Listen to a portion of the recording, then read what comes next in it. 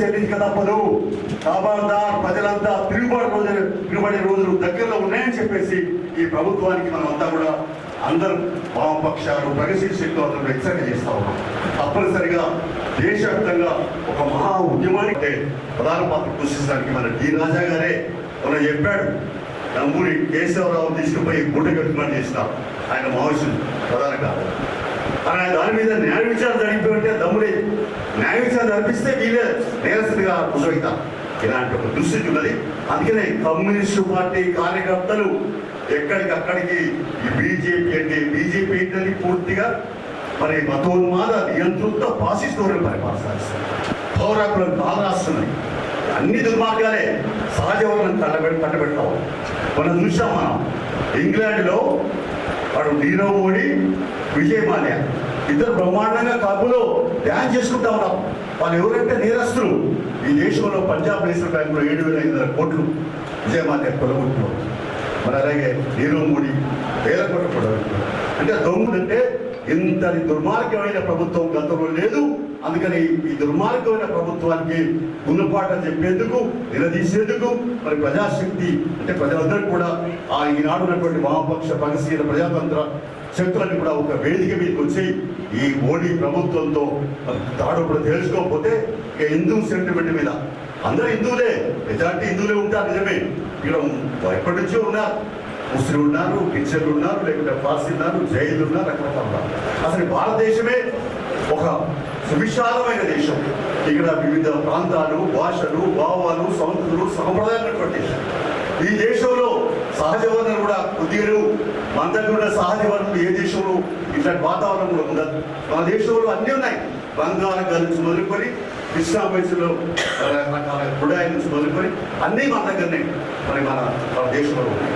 అందుకనే మన దేశం భారతదేశం అంటే రత్నాల గర్భం అని. అందుకని మనం ఇవాళ ఆలోచించుకోవాలి.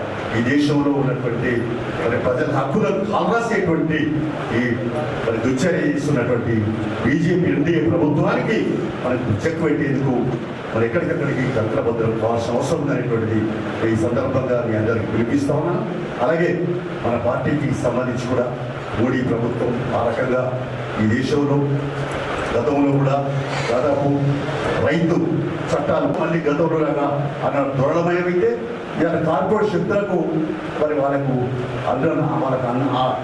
కట్టబెట్టేందుకు కుటిల ప్రయత్నం సాగిస్తే రైతు సంఘాన్ని కూడా బాగా తిరుగుబాటు చేసి సంవత్సరం పాటు పెద్ద ఉద్యోగం చేసి అన్ని రకాల కూడా మరి వాళ్ళు ఎన్ని మోడీ కొనుక్కున్నా, ఎన్ని రకాల అణిసివేసినా, మన ఆ రోజున అప్పుడు ఉన్నటువంటి భాష ప్రయోగించిన, వాటర్ క్యాన్ పట్టినా, లాఠీచార్జ్ చేసినా, ఇబ్బందులు చేసినా, అడ్డుకున్నా, ఎర్ర జెండాపై కూడా రైతు జెండా ఎగిరేసి ఈ ఖబర్దార్ మోడీ ఈ పాలనలో రైతులకు అన్యాయం సాగించమని మన ఆనాడు రైతు సంఘాలు 750 మంది ప్రాణాలు కోల్పోయి కూడా వాళ్ళు ఆ 3 చట్టాలని మరి ఉపసంహరించుకుంటారని నరేంద్ర మోడీ చెప్పేంత వరకు ఆందోళించారు.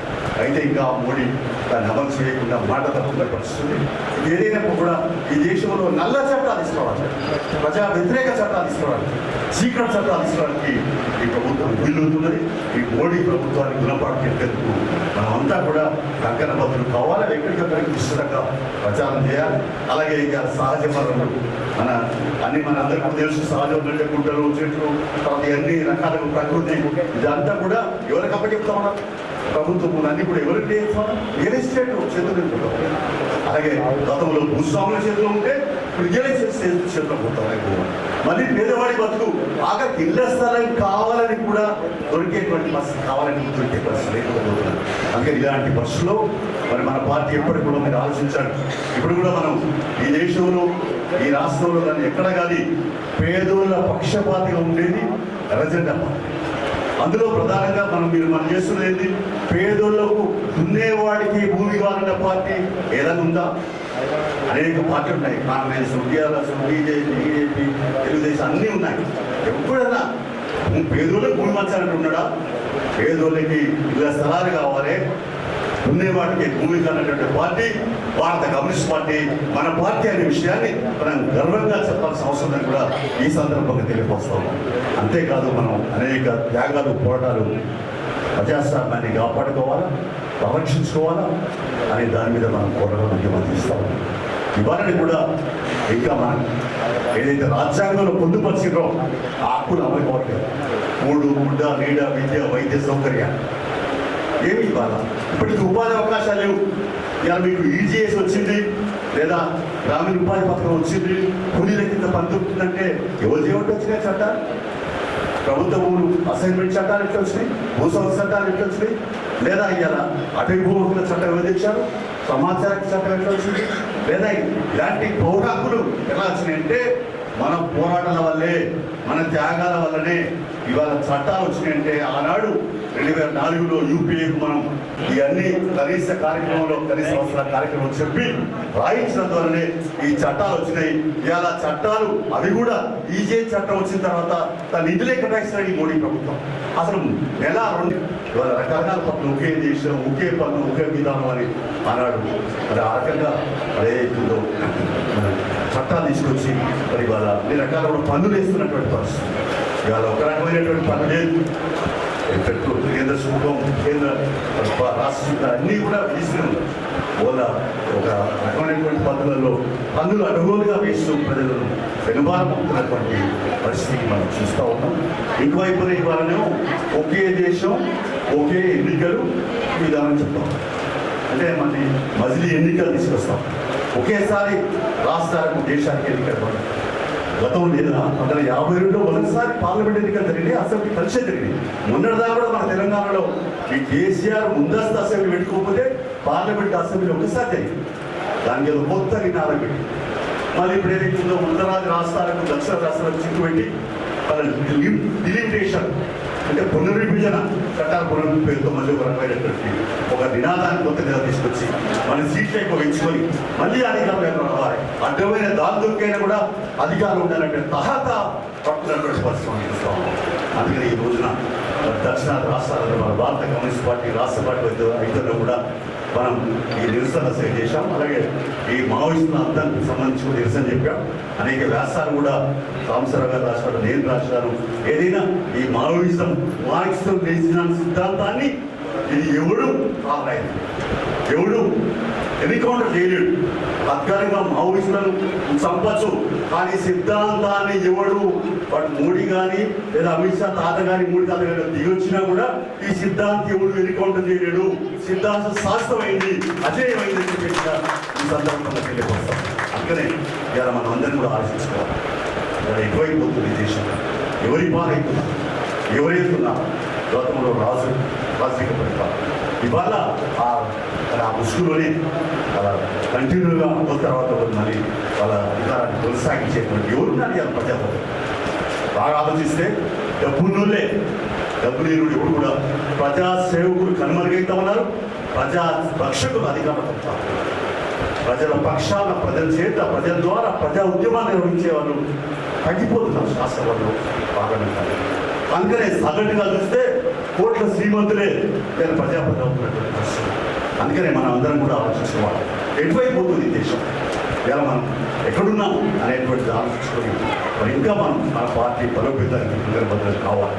మనం ప్రజాసేనుల్ని అంటే అణచివేత గురి అయ్యేటువంటి వాళ్ళని, హక్కులు కాలరాయబడే వాళ్ళని, డొక్కాడే ఏదైతుందో దుఃఖ నిండని వాళ్ళందరినీ కూడా కష్టపడే వాళ్ళని వాళ్ళందరినీ కూడా మనం ఒక వేదిక మీద చూసేటువంటి ఒక ప్రయత్నం చేయాల్సిన అవసరం ఉంది. అటువైపు అడుగులు వేయాలా. అది ఏదైనా ఇవాళ మనం 100 ఏళ్ళు నిన్న పార్టీ సందర్భం కూడా మనం గల్లీ నుంచి ఢిల్లీ దాకా మనం ఏదైతుందో ఇవాళ 3 ఏళ్ళ ఉత్సవాలను జరుపుకోవాల్సిన అవసరం ఉంది. ఇంకా మన దగ్గర కూడా ఈ మహాసభ అయిన తర్వాత ఉత్సవాలకి రూపకల్పన చేసుకోవాలి. జిల్లా స్థాయిలో, మండల స్థాయిలో, గ్రామ స్థాయిలో ఈ ఉత్సవాలు 100 ఏళ్ళ పండుగ. సీనియర్ ఎవరైనా ఉంటే నీతికి న్యాయం చేయడానికి మంచిగా పనిచేసి వాళ్ళు ఉంటే వాళ్ళు కూడా సన్మానం చేసి తద్వారా భారత కమ్యూనిస్ట్ పార్టీ గత త్యాగాలని వెలుగు తీసుకొచ్చేటువంటి ఒక ప్రయత్నం మనం అందరం కూడా కొనసాగించాల్సిన అవసరం ఉందని మీ అందరి దృష్టికి తీసుకొస్తా ఉన్నాం. అలాగే మన నిర్మాణ మహాసభని మన మహాసభలు కూడా నిర్మాణ బలోపేతానికి సిద్ధాంతం మంచిదైనా ఆచరించిన సిద్ధాంతం గుడ్డుదని మార్చి చెప్పాడు. అందుకని నిర్మాణం బలోపేతానికి శాఖలు, బస్తీలు, గ్రామంలో పనిచేసే పార్టీ శాఖలు, మండలాలు అన్ని సక్రమంగా జిల్లాలు పనిచేస్తేనే రాష్ట్రం పనిచేస్తేనే జాతీయ స్థాయిలో పనిచేసుకుంటే సమన్వయం చేసుకుంటూనే మన పార్టీ బలోపేతానికి అంతర్గతంలో కావాల్సి అవుతున్న విషయాన్ని మనం చూస్తున్నాం. ఇక మన ఈ తెలంగాణ గడ్డ మీద ఆనాడు తెలంగాణలో నైజా గ్రామాలు విభజన చేసి దున్నేవాడికి భూమిని 10 లక్షల ఎకరాలు భూములు వచ్చింది. ఎవడన్నా ఏ పార్టీలో వచ్చిందంటే ఒక భారత కమ్యూనిస్ట్ పార్టీ ఆధ్వర్యంలోనే 10 లక్షల ఎకరాలు. అందుకని మనం కమ్యూనిస్ట్ పార్టీ ఆనాటం ఇలా భాష పద్మలు ఉంటుంది, ఇలా తండ్రి భాష రామరెడ్డి, ఇలా తల్లి పార్టీ ఫ్యామిలీ వాళ్ళు. అంటే ఆనాడు పరశురామ రెడ్డి గారు తుపాకి పట్టుతో దాన్ని సాగుతూ వాళ్ళతో కలిసి సహవాసం చేసినటువంటి త్యాగాలు చేసినటువంటి నల్లగొండ జిల్లాలో చాలా పార్టీస్ ఫ్యామిలీస్ కుటుంబాలకి కూడా చాలా ఉన్నాయి. అందుకని అలాగే వరంగల్లో ఉన్నాయి, కరీంనగర్లో ఉన్నాయి. అయితే ఏదైనా కూడా అన్ని జిల్లాల్లో కంటే పార్టీ ఫ్యామిలీస్ అంటే ఆనాడు తెలంగాణ సాయుధ పోరాటంలో పనిచేసిన దారుభిక్షణ కొడుకు బొమ్మగాని ప్రభాకర్ ఇంకా కేఎల్ అంతా వాళ్ళు అంటే వాళ్ళ ఫ్యామిలీస్ పల్లారెడ్డి వాళ్ళ ఎవరు వాళ్ళ తండ్రి పల్లా పర్వత రెడ్డి ఎమ్మెల్యే ఇలాంటి అందరూ కూడా చాలామంది దొడ్డ నారాయణరావు ఈ మధ్యనే ఆయన రామయ్య ఆయన అలాంటి అనేక త్యాగదంలో ఉన్నటువంటి నల్లగొండ జిల్లా డాక్టర్ రామచంద్ర రెడ్డి, కమలాదేవి, కట్టుకో రామచంద్ర రెడ్డి అనేక మంది వీరుల కన్నా ఈ ప్రవాహ గడ్డ నల్లగొండ జిల్లా. కానీ ఇవాళ మన గతాన్ని నివరించుకోవాలి. ఇవాళ రానున్న కాలంలో కూడా మనం ఏం చేయాలి? తెలంగాణ గడ్డ మీద మనం చెయ్యని ఉన్నది. ఇలా భూములు పేదల చెందిన కొంత వచ్చినాయంటే మన మూలంగా ఇచ్చాం. మరి ఇక్కడ గతంలో తెలంగాణ వచ్చినప్పుడు నీళ్లు నియమంగా ఆత్మగౌరవ పరపీతో మనం తెలంగాణ ఇచ్చుకోవాలి. తెలంగాణ వచ్చినాక నీళ్ళకి సంబంధించినటువంటి పూర్తి స్థాయిలో పరిష్కారం. అలాగే భూములకు సంబంధించి కూడా భూభారతి ఇవాళ భూభారతి ఇచ్చినాం. గతంలో ధరణి పొట్టు తెచ్చి సర్వనాశనం ఇచ్చినాడు కేసీఆర్. నన్ను పిలిస్తే నేను చెప్పాను కేసీఆర్కి, అయ్యా ధరణి పోర్టల్ అది తప్పనిసరిగా వైరస్ అవుతుంది, సెల్ ఫోనే వైరస్ అవుతుంది వస్తుంది చెప్పారు.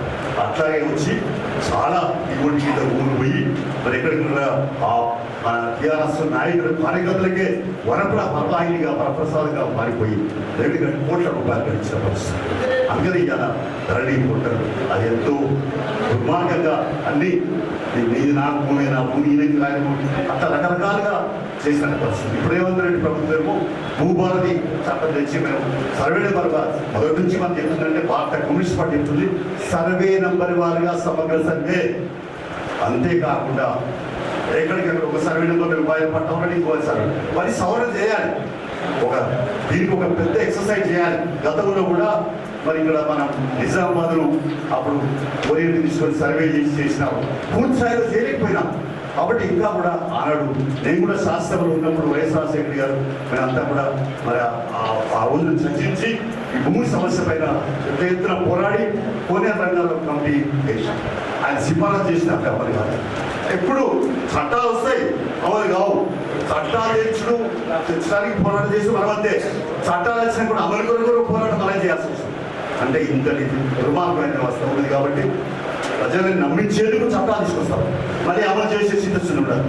ఇవాళ కూడా మనం అమలు చేసుకోవాలి. ఆనాడు తెలంగాణ సాయుధ పోరాటం వచ్చింది అంటే భూమి చుట్టే పోరాటం వచ్చింది, భూమి కొరకే పోరాటం వచ్చింది, ముక్తి కొరకే పిల్లి కొరకే పోరాటం వచ్చింది, ఆకలి మంటల పోరాటం. అందుకని ఇవాళ కూడా ఈ ప్రభుత్వం కూడా ఆలోచన చేయాలా. భూమి సమస్య ప్రధానంగా తీసుకోవడమే కాదు, సాగునీటి సమస్యలు కూడా ఇలా మన తెలంగాణ నుంచే మన శ్రీరామ్ సార్ వరద అంటే మన గోదావరి జిల్లాకు పోతుంది, కృష్ణా జిల్లా అక్కడి చెల్లి మనకు నారాయణ అక్కడి నుంచి వస్తున్నాయి, నారాయణ అలాగే అక్కడ మహబూబ్నగర్ జిల్లా ఇవన్నీ కూడా కృష్ణా గోదావరి జిల్లాలే ముఖ్యం. కాబట్టి ఇక ఆంధ్రప్రదేశ్ ప్రభుత్వమేమో మరి పరిగణించేలా అర్థం చెప్తాం. అది ఇప్పటిదాకా ప్రతిభావం ఈ మధ్య కాలంలో తిరిగి వచ్చింది. వాటిని వాళ్ళు ఆలోచించుకోవాలి, చర్చించుకోవాలి.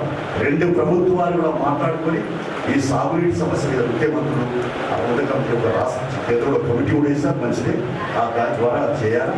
రేవంత్ రెడ్డి కూడా కొంచెం అడుగులు బాగానే వేస్తున్నట్టు కనపడతా ఉంది. అది గట్టిగా నిలబడి మన నీళ్లు మనం సాధించుకోవాలి. మన భూములు మనం ఎక్కడికి పేదోళ్ళకి ఎవరి కబ్జాలు ఉన్నాయో ఎవరు సాధించిన వాళ్ళకి చెప్పే పరిస్థితి జరగాలి. అంతేకాకుండా నిరుద్యోగ సమస్య, ఉపాధి అవకాశాలు మెరుగుపరచడం, ఇప్పటికీ కొన్ని ఉద్యోగాలు ఇచ్చిన ఇంకా ఖాళీ ఉన్నటువంటి ఉద్యోగాలు భర్తీ చేయడం, అలాగే అవుట్ సోర్సింగ్ రెగ్యులైజ్ వాళ్ళని విడుదల చేయడం, ఇంకా మధ్యాహ్నం భోజనం లేదా మరి ఇవాళ రకరకాలుగా అంగన్వాడీలు ఆశా వర్కర్లు ఎవరెవరైతే మరి అసంఘటిత రంగంలో ఉన్న వాళ్ళందరి సమస్యలు పరిష్కారం చేయడానికి ప్రభుత్వం కూడా ప్రత్యేక శ్రద్ధ వహించి చూసుకోవాల్సిన అవసరం.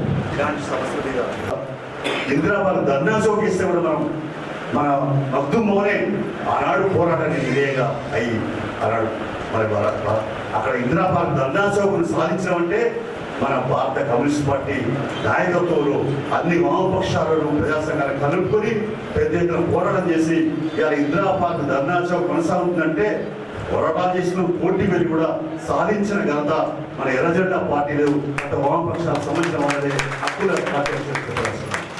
అలాగే ఇవాళ కూడా ఆ కేసులు ఇంకా మా మీదనే ఈ ప్రభుత్వం ఇంకా ఆ కేసులు తీసేయలేదు. ఇంకా దానికి కేసులు తీసేయాల్సిన అవసరం. కానీ ఇందిరాబాద్ ఆగంగా కేసీఆర్ రద్దు చేసినా కూడా ధర్నా చేశాడు, కిషన్ రెడ్డి చేశాడు, రేవంత్ రెడ్డి చేశాడు. హైదరాబాద్ ధర్నా చేయడం లేదు.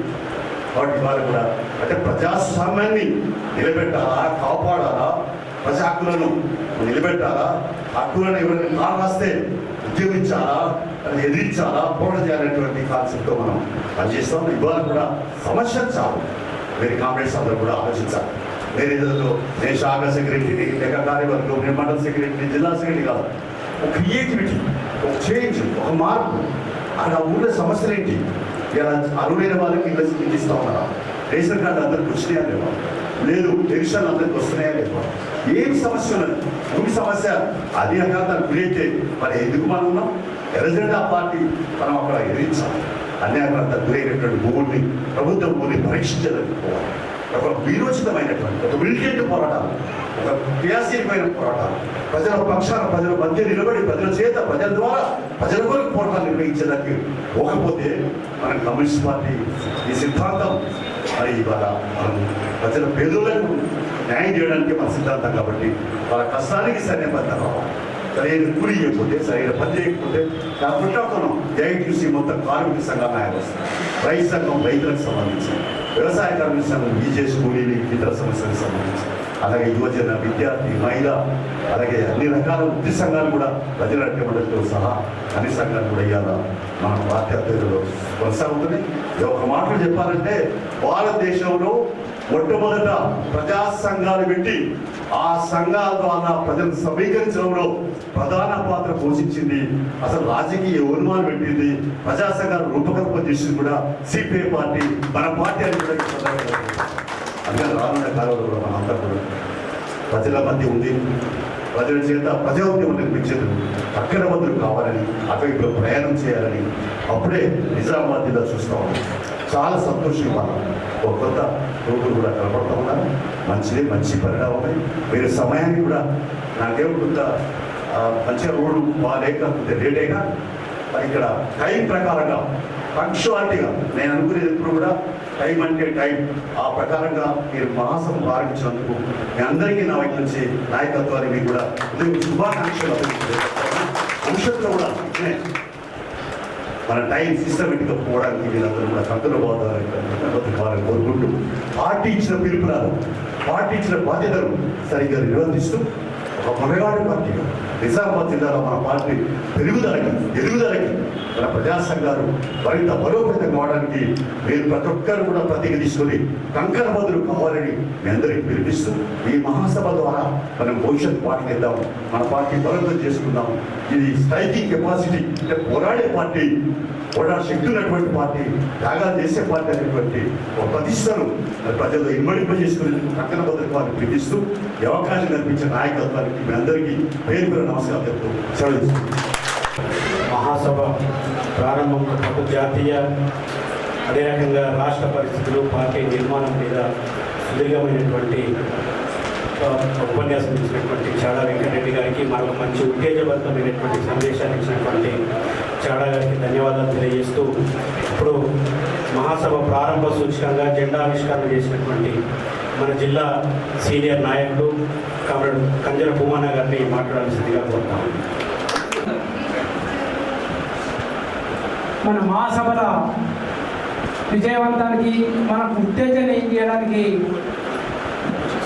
ముఖ్య అతిథులుగా వచ్చిన జాతీయ కార్యవర్గ సభ్యులు చాడా వెంకరెడ్డి గారికి, మన నిర్మాణ బాధ్యులు జాతీయ కార్యవర్గ సభ్యులు కామ్రేడ్ పశ్చా పద్మ గారికి, వేదిక మీద ఉన్న కార్యవర్గ సభ్యులకు, అట్లాగే ఈ మహాసభలో పాల్గొన్న ప్రతినిధులందరికీ మరియు ప్రెస్ మిత్రులకు నా ధన్యవాదాలు తెలియజేస్తూ, కామ్రేడ్స్, భారత కమ్యూనిస్ట్ పార్టీ మన జిల్లాలో అనేక పోరాటాలు నిర్వహించి భూములు, ఇళ్ల స్థలాలు, అనేక కార్యక్రమాలు నిర్వహించడం జరిగింది. దీనికి మూలం ఆనాటి నైజాం పాలనకు వ్యతిరేకంగా జరిగిన ఉద్యమంలో నిజామాబాద్ జిల్లాలో కూడా ఆనాటి అనవేని ప్రభాకర్ గారి నాయకత్వంలో ఉధృతంగా జరుగుతున్న తెలంగాణ సాయుధ పోరాటంలో ఉత్తేజులై అమృత్లాల్ నాయకత్వంలో నిజామాబాద్ జిల్లాలో అటు కామారెడ్డి, సిరికొండ ప్రాంతంలో, అట్లాగే అనేక మానవాల ప్రాంతంలో తెలంగాణ సాయుధ పోరాట ఉద్యమం నిర్వహిస్తున్న సందర్భంలో గోవింద్ రెడ్డి నాయకత్వంలో ఉన్నాస్పేట దొరల గడిలను కాలబెట్టిన ఘటన. ఆ ఉద్దేశంతో నిజామాబాద్ జిల్లాలో అనేక ఉద్యమాలు నిర్వహించడం జరిగింది. అట్లాగే కమ్యూనిస్ట్ పార్టీ నాయకత్వం త్యాగాలు చేయాల్సిన అవసరం ఉంది.